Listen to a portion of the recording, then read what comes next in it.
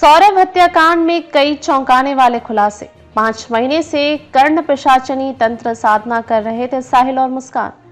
सौरभ की हत्या में साहिल का वध, शब्द का प्रयोग करना और सिर के साथ दोनों हाथों की हथेली को काट देना, दिल पर चाकू रखकर मुस्कान के हाथ से वार करना, उसके बाद रात के 3 बजे सिर और हाथों को बैग में डालकर साहिल का अपने घर ले जाना, अंधविश्वास में पड़कर स्नैपचैट पर मरी हुई मां से बात करना, कमरे की दीवारों पर डरावनी चित्रकारी करना, यह सब कुछ तंत्र मंत्र की तरफ इशारा कर रहा है।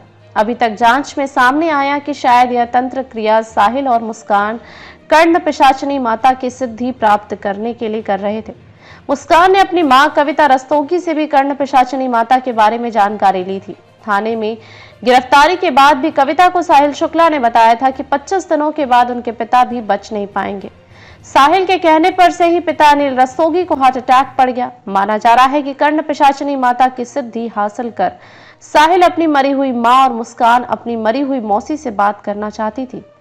दरअसल मुस्कान अपनी मौसी को मां से भी ज्यादा मानती थी। इसी के चलते मुस्कान ने थाने में ही कविता रस्तोगी को कह दिया था कि वह उसकी सौतेली मां है। उसकी असली मां मौसी जूली थी। साहिल के कमरे की दीवारों पर इस तरह से हुई चित्रकार।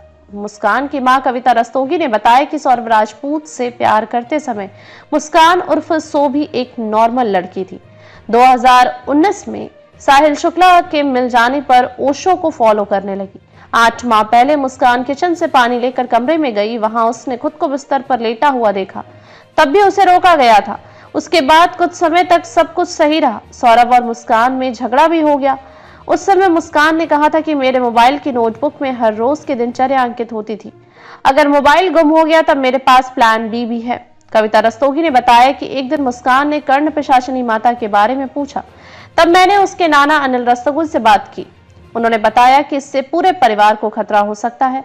मुस्कान इस तरह के कार्यों में न पड़े। साहिल के मिल जाने पर दोनों ही एक तरह के लोग हो गए। तब उन्होंने तंत्र मंत्र क्रिया करनी शुरू कर दी। नवंबर माह से ही दोनों तांत्रिक क्रिया कर रहे थे।